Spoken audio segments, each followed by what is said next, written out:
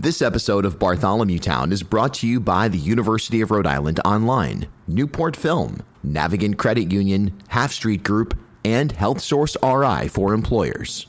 Bartholomew Town. Well, I was saying it yesterday as I was kind of breaking down the latest gubernatorial polling data that we're in that post-Labor Day, year before an election year moment, and in many ways, this feels like the start of political season here in Rhode Island. Inclusive of that is the Providence Mayoral race, where earlier this week, David Morales, a state representative, really well-known, certainly, and well-liked by progressives, and someone who's kind of built a little bit of an online presence and might be able to get a citywide buzz going pretty quickly. He's going to be challenging incumbent Mayor Brett Smiley in a Democratic primary coming up in, well, just under a year. When you think of Providence, you think of Mr. Providence, and that would be Dan McGowan, columnist at the Boston Globe. And we're going to break this down for you. Dan, thanks so much for your time. Thanks for having me. I feel like whenever I come on your podcast over the years, I think the Providence mayoral race is always kind of top of mind. It makes sense. I mean, certainly your history here is multifaceted, but no doubt for a long time, very much so. I think when people thought, and they still do, but when people thought of Providence politics, they thought of you. You even maintained a Facebook group that, as I recall, Facebook one time sent you a box of memorabilia because it was so good. Is that a memory that I made up? Well, because it was so good might be strong. It was at the time they were trying to they were really invested in the Facebook groups. And so I applied to go to some conference in California, and they denied me to go to the conference. So they sent me a box of pencils and like Facebook swag. And Nice. I still have some of that, but it was probably total value of under $4. Okay. All right. So Zuckerberg, very generous there with that maneuver, but Yes. nonetheless, you know Providence. That's a fact. That's for sure. What do you make of this? Because here, I think one thing out of the gate, look, a lot of people are excited about Morales. Some people are probably nervous about Morales. No matter what, one thing that's true, and we've heard this comparison made quite a bit, people who look to New York City right now and they say, wow, what's happening with Mamdani is something that can be replicated here in Providence. David Morales might be the perfect person to do that. Of course, the calculus, there's a very specific calculus to win mayor of Providence. Can you apply anything that we're seeing on a fundamental level in New York, or really anywhere that there are progressive or even DSA socialist, honestly, candidates that are having success? Is that applicable here in Providence, or is Morales really going to have to carve out a different lane to have any shot here? Well, it's applicable in Providence in the sense that it's probably applicable anywhere when you have a truly high quality candidate. And I think you do have a truly high quality candidate here. It could not be. There are other Democratic socialists who are in the city of Providence, who are elected officials, who wouldn't be, would be laughed out of the room right now if they were running for mayor against Mayor Smiley. I think you summed it up pretty well. David Morales is somebody who has a little bit of a following. He's sort of a progressive darling.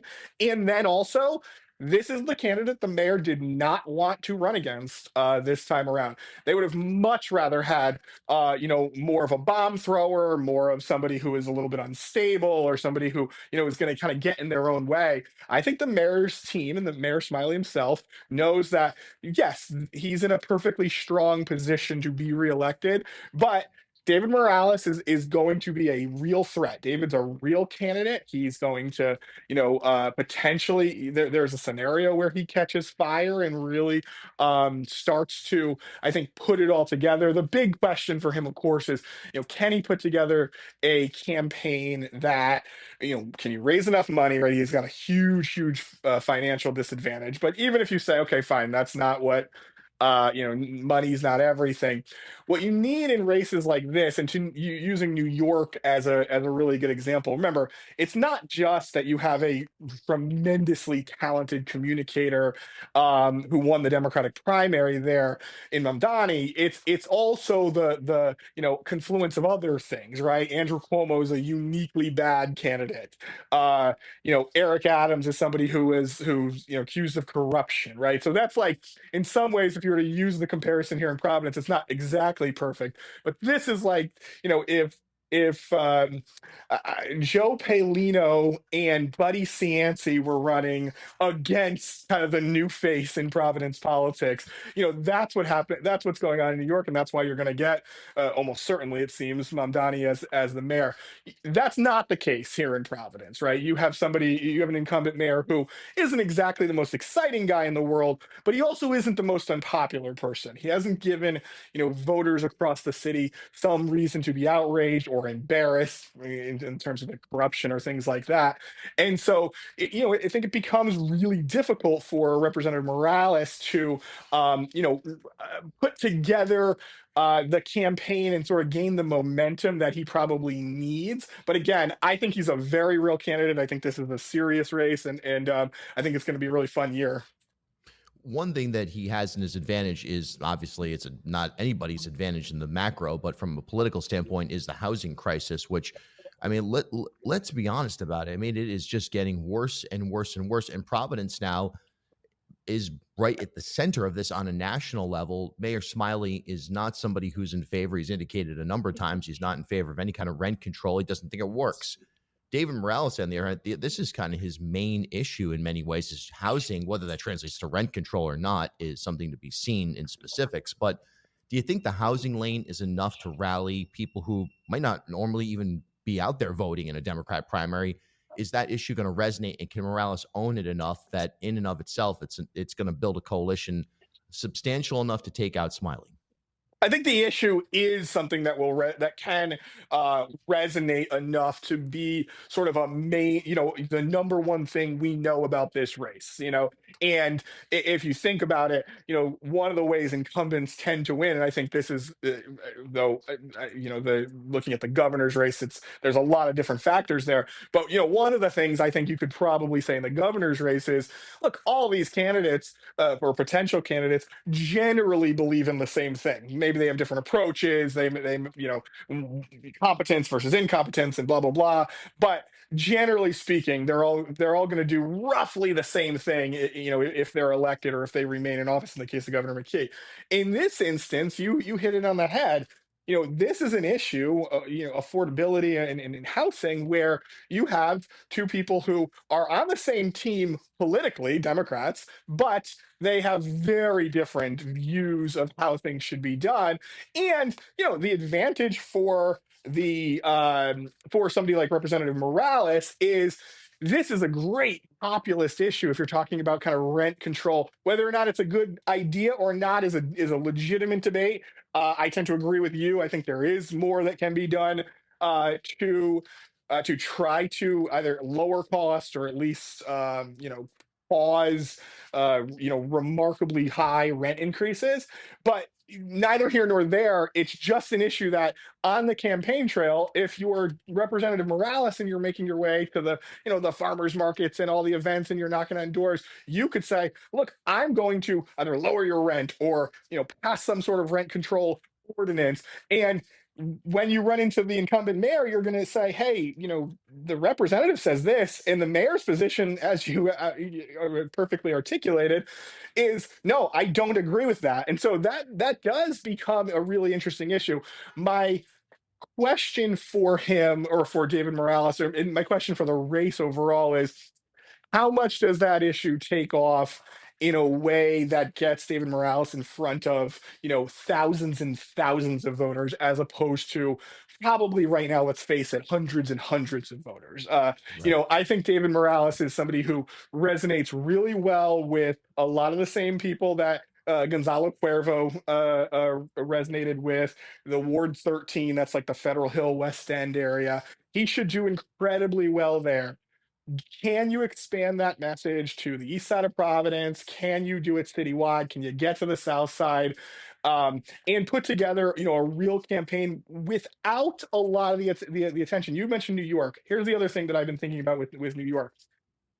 What you sometimes need in mayoral races, I've seen this many times in Providence, but I think it's true across the way, is you need sort of almost the like the license to support a challenger against an incumbent if you are anyone who's a part of the establishment or anyone who's a part of any sort of institution. And so in the case of Mamdani, not only did you have uniquely, you had a uniquely bad mayor, obviously running as an independent, but a uniquely bad mayor, uniquely bad candidate opponent. You also, near the end, people might have been surprised by how the primary played out, but there was poll after poll after poll that showed, Mamdani was gaining ground in that race. You're not going to see that in Providence. We typically do not have a lot of public polling. In fact, the only time we've had public polling in the Providence mayoral race, was when Buddy Cianci was running against Jorge Alorza. There was a poll. There was a poll last time in 2022, but that was paid for and released by, of all people, Mayor Alorza.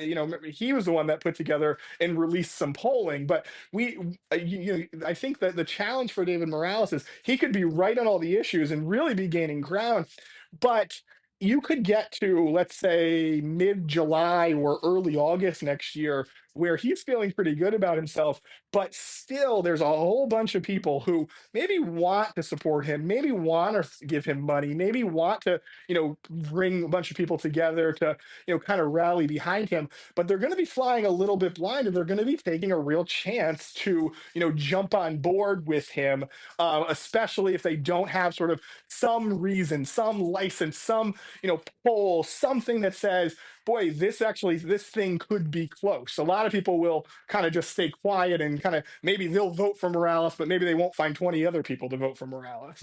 Really interesting. And of course, Brett Smiley, a lot of people think of him as, well, he's a creature of the East Side, and that's exactly how he won. It's true. He's well positioned on the East Side, both from a voter standpoint, from a donor standpoint. That's obviously anecdotal, but it can be proven, I believe. And he's a guy also who literally sponsored a little league team, I think in Mount Pleasant. He's a guy who's literally made his way through. I've seen him on the ground in South Providence, not going door to door, but participating in community organizations. So Smiley's coalition is a lot wider than just what some people would identify as rich white people on the East Side. He understands the city, and he understands the map to win, and he's attacked that map in a pretty significant way. Yeah, I mean, this is the thing is that the certainly the reasonable knock on Mayor Smiley is he's kind of beholden to the sort of wealthy white people in the city, and that tends to be the East Side, though it sort of stretches in other parts of the city too. And sure, he's got a strong base as a affluent white guy, right? So that is definitely true. But yeah, when you're one, remember, Brett Smiley, little bit like Helena Folks in the governor's race. Brett Smiley was running for mayor of Providence for years before he ever got in the race. In fact, he ran the first time back in 2014, gets out, goes to work for Mayor Lorza. And from that period on, even when he was the chief of staff and the director of administration at the state level, he was always kept his thumb on the pulse. He was learning Spanish, and he kind of leaked that he was, was taking lessons. He would show up at events that people were surprised. Again, it was very much that Helena Folks approach. And so, yeah, he built in, I think, a lot of support. He did very well on the south side of Providence 3 years ago. He did very well in the Mount Pleasant kind of north end area. And so when you put together the votes that come from the majority of the votes are going to be on the east side, and then you can do very well in the kind of north end, the Mount Pleasant area, and then you can do hold your own among largely Latino voters on the south side. That's a really strong winning formula. So you're right. The attack is legitimate, or attack is at least it is kind of what it is. But he does stretch beyond the east side. And remember, the power of incumbency. You mentioned the sponsoring of the little league team, things like that. When you're the incumbent mayor, you can spend a lot of money with a lot of different people, not just your campaign money, but city money, to make sure that the festival is funded here, or the event here has the donation, and all of that. People end up remembering that when it comes to election time. And so that's kind of the kind of dark arts of the way city politics tends to work, but it is the reality of how it works as well. It's interesting. when we look at this race as well, how much or where Morales needs to sit from an authentic standpoint, politically and brand wise. I think there's some people would say, look, if he was going to wear the DSA hat, so to speak, and really own that lane, and all of a sudden he was kind of out campaigning with, I don't know, the Sanchez brothers or people who are other these. Enrique Sanchez, elected state representative, his brother Miguel Sanchez, city councilor, both pretty outspoken beyond progressives. I think it's fair to say democratic socialists. Mm-hmm. There are some people who would say, all right, well, that dampens Morales' appeal to a certain sector. Does Morales have to carve out his own lane, or is he better saying, no, no, no, I'm in this lane, I own it. You can either join me or not, but my message has been consistent from day one, and I'm not afraid to be associated with people who share that message, even if those people are more vocal, more aggressive in their tactics. Bartholomew Town. Are you ready to take the next step in your career? URI Online offers business and leadership-focused programs designed to fit your life. Whether your goal is to advance in your career in fields like public administration, supply chain management, or training and development, their online programs provide the flexibility you need with the high-quality education you deserve. Learn more from experienced faculty and collaborate with a network of professionals, all from the comfort of your home or wherever life takes you. Visit uri.edu/online to explore programs and start building your future today. URI Online. Learn anywhere with us. As Rhode Island's first ever member-owned credit union, Navigant Credit Union has been a staple in the local business community for more than 108 years. Today, Navigant is a $3.4 billion institution serving more than 136,000 members across 25 physical branch locations. But since its founding in 1915, the mission has never changed. Navigant Credit Union's team of financial professionals have remained committed to improving the financial well-being of the families, businesses, and communities they serve across Rhode Island. Learn more at navigantcu.org. At HealthSource RI for Employers, we provide access to health insurance to more than 1,200 local businesses and nonprofits, and 96% of them renew through us every year. Maybe it's our choice of 19 different health plans, our more than 10 years of customizing solutions, or our one local team of dedicated experts helping employers find quality health and dental insurance. See how our numbers stack up for you. Learn more at healthsourceri.com/employers. We're brought to you in part by Newport Film. Make sure you check out their indoor film screening series by visiting newportfilm.com. Half Street Group brings a new generation's perspective to leadership communications, strategic public relations, and digital marketing. Half Street helps organizations and leaders take control of their own stories and manage their reputations. They get results for their clients by focusing on audience, message, and culture, and by leveraging their decade-long relationship with media and opinion leaders in the Ocean State and throughout New England. Join me and Half Street Group founder and president Mike Rea for a conversation every month about news of the day, the hottest media analysis, and a look behind the scenes at how impactful leaders drive conversations. Learn more at halfstreetgroup.com. Yeah, I mean that's the whole playbook here. The whole question of how this can actually work. If you look at Mamdani right now, since winning that primary, he's very much kind of moderated in his tone. He's kind of walked back some comments about the police in New York, things like that, because he's realizing, okay, I need to appeal to more than just kind of bleeding heart progressives. I think the start is you make sure that every person who has the same, kind of strong lefty, progressive, whatever you want to call it, values of you is in your corner, right? And so part of this is the reason why you announced a year early, aside from needing to raise money and raise kind of awareness, is you need to get your base solidified. I think one of my questions right now about Representative Morales, again, I think I've been writing about Representative Morales for years. I thought he would be a mayoral candidate at some point in his career. I think he's got lots and lots of talent. I think right now he has a lot of people around him, or a lot of people who are most vocal in supporting him.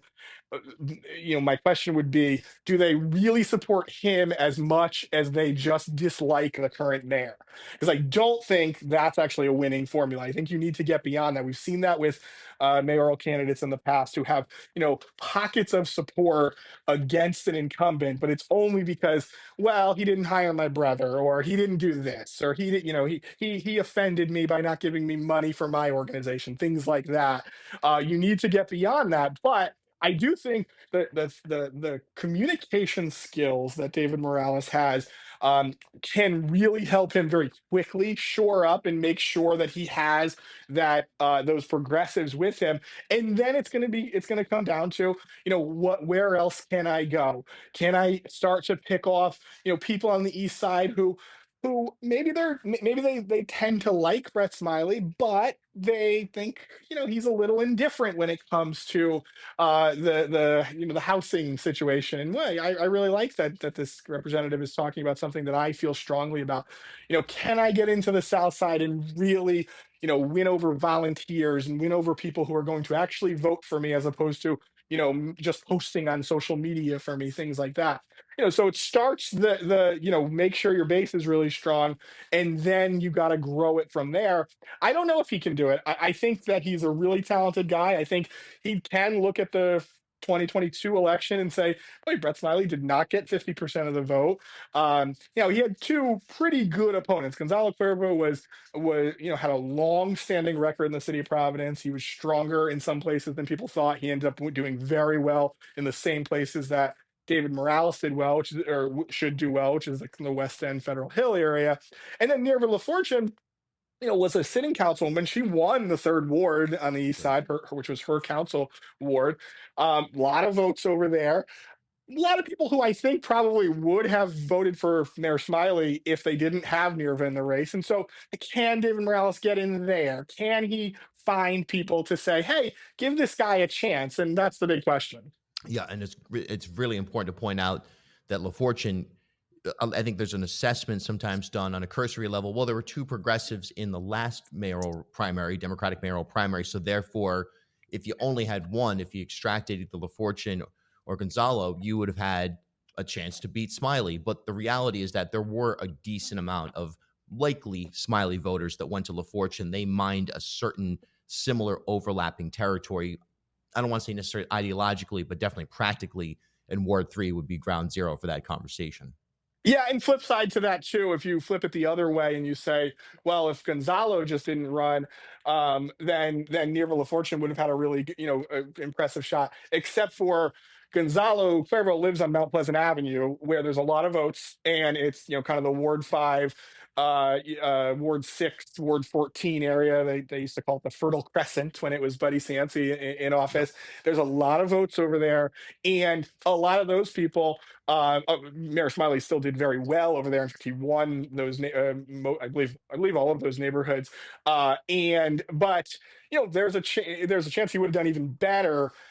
Given that he would have had a lot of support from the elected officials here. It wouldn't be, hey, I'm voting for my neighbor for mayor. It would be that woman from the east side is running against me. I think Mayor Smiley could have even done better there. So I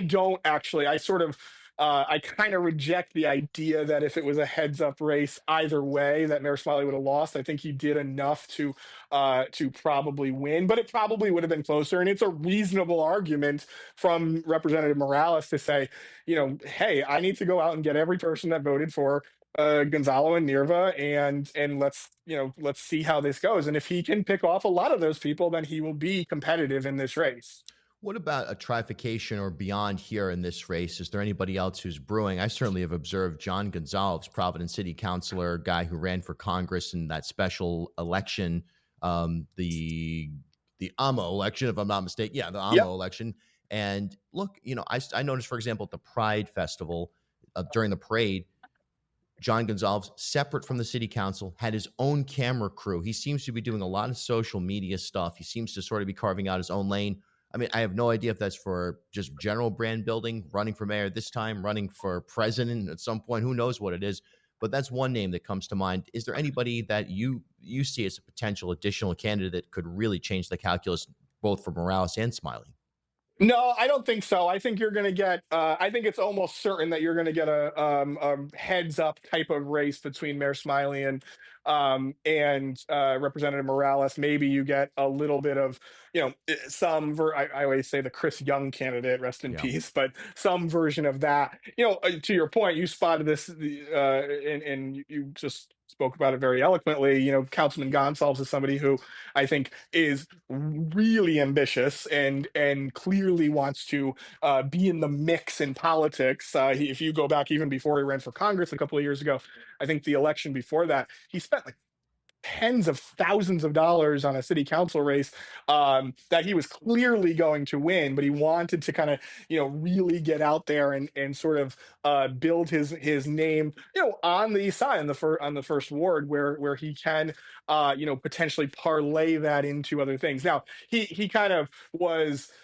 He was probably overly ambitious in running for Congress. There was never a scenario where he was going to be a credible candidate for that office, or at least in the mix at the top end. That being said, he's smart, he's thoughtful. If you talk to his constituents, they would say he's overly communicative in some ways. That he lets you know everything that he's doing. He's got a good email list, and he definitely is somebody who I think I would pay attention to as a potential candidate for mayor in 2030.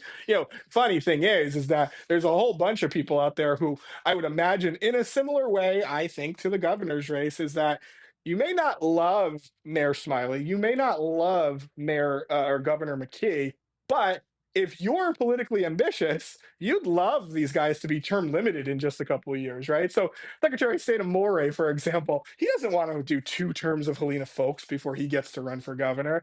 Brett Smiley potentially doesn't want to do 2 terms of Helena Foulkes before he gets to be the governor. And so I think people like, somebody like Councilman Gonsalves, I think there's a whole bunch of people, Nicole Verdi, who's a DNC person and lives in Providence, wants to run for mayor someday.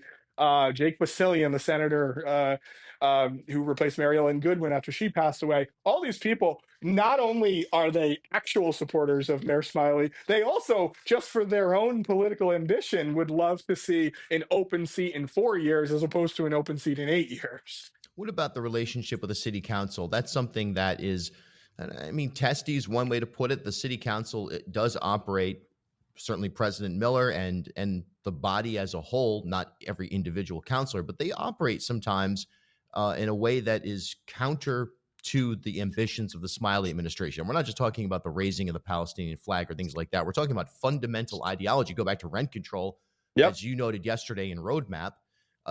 There's likely to be some kind of rent stabilization, at minimum, discussion and proposal. Does the city council look at Morales and say, hey, we as a body, we'd rather work with this guy than Smiley? And does that have any kind of impact going forward in terms of their throwing their weight behind a candidate that is challenging a mayor that seems opposed on many issues to the council's ambitions? Yeah, certainly some of in the leadership, I think, at the very least, Council President Miller, I am confident, will vote for Representative Morales over Mayor Smiley in the next election. Will she, come with a public endorsement? I think there's a very good chance that will happen. Will that translate even further? I don't know, right? I think there's a bunch of these counselors who will. I think more than usual, I think you will see counselors willing to support the challenger, Representative Morales, over the incumbent mayor. I look at Miguel Sanchez, certainly, I think would be in that camp. I think maybe Justin Royas. There's a whole bunch of them. And so I think that is real. To counter that, though, I think there's going to be some people who are going to be really, really careful. So whoever wins this special election in Ward 2, are we going to see them really weigh in? Maybe. I think if Jill Davidson wins, not that this is a household name situation, but if she wins, I think she might support David Morales. But the other candidates, I think, will either stay neutral or maybe back Mayor Smiley. I think in Ward 3, you've got Sue Anderbois, who wants to run for lieutenant governor, is taking a look at that. Is she going to take time to kind of meddle in city politics if she's running statewide and kind of wants everybody's support? So I think there's a whole bunch of people who are kind of loyal to Mayor Smiley. Jim Taylor on the council, Joanne Ryan on the council. These people are people who are probably going to be with him. So I think it'll be a divided council. I do think if the leadership were to stay intact, sure, they'd love to work with Mayor Morales over a Mayor Smiley, but the city council's tough, just like any legislative body. I don't think that they are especially effective, when it comes to kind of resonating across the city. We tend to think, first of all, not a lot of people know who their councilman is, let alone who other councilors are. No one cares who the city council president is in Mount Pleasant, for example. Or on the east side. I think so. So I think that's a little bit of a challenge where even if you had the majority of the city council supporting you, can they do a lot to actually deliver votes? Well, the people who are good organizers are. Rachel Miller is an incredibly good organizer, and has a proven track record of being able to do that. Challenge for David Morales is he's going to win council president Miller's neighborhood, whether she supports him or not. The question is, can you get over and get a lot of votes on the east side? Can you get a lot of votes? Can you get out of your comfort zone and win in places where maybe you don't have a kind of a big name politician on your side? Last question on schools. If the city of Providence does regain control of the Providence public schools within the time frame that it seems like it's what Mayor Smiley wants, it seems like there's some opportunity for this to happen. Depends on who you talk to and what day you talk to them in terms of the Department of Education, in terms of the city itself, even the school board, frankly. But is that something that Smiley can say, okay, guess what? It's July 2026. I told you I was going to get the schools back. I got the schools back. Now give me a chance to, via appointments, via any other really sometimes superficial actions and official actions, run with this project of the Providence schools. Is that enough in and of itself for people who are looking at this race from not a loyalty to either candidate standpoint to say, okay, Smiley got the job done? Is that the big issue right now? I think it is a big issue, yeah, and I think it is. I think Mayor Smiley would love the timing to be able to say, "Hey, I got the school. I told you I was going to get the schools back. Took a little longer than I wanted it to, but now give me 4 years to make an actual difference. This is what I'm going to focus on." He can even make the argument, not that you would do this in sort of the elevator speech, but he can even, if you go one layer beyond that and say, look, I'm not going to be beholden to anybody in my second term. It's not like I'm really trying to win over the laborers or something like that. I'm really committed to making the school system better. I'm not necessarily gonna start a fight with the Providence Teachers Union, but I'm also not looking for them to support me in my next election either.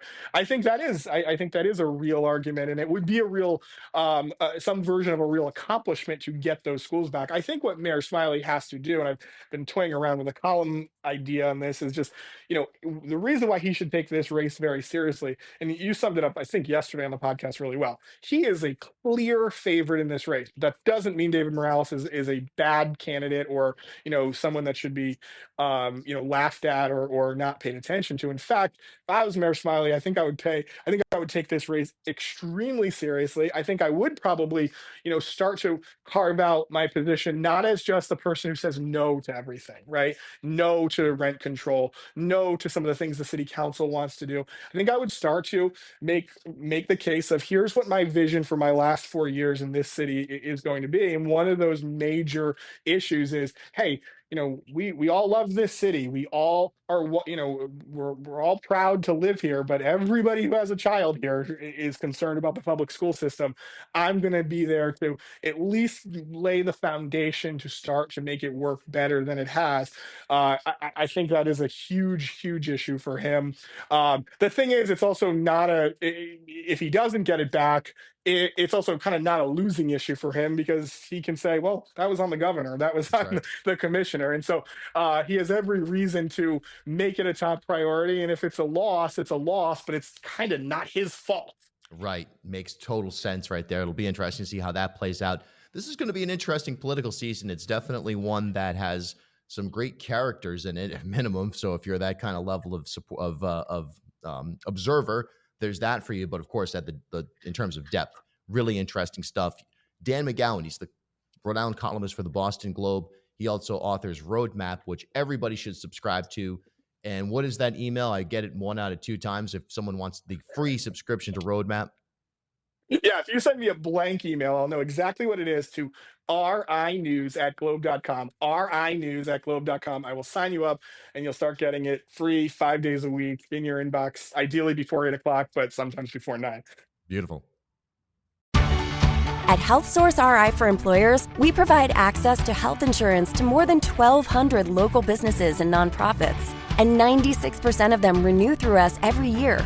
Maybe it's our choice of 19 different health plans, our more than 10 years of customizing solutions, or our one local team of dedicated experts helping employers find quality health and dental insurance. See how our numbers stack up for you. Learn more at healthsourceri.com/employers.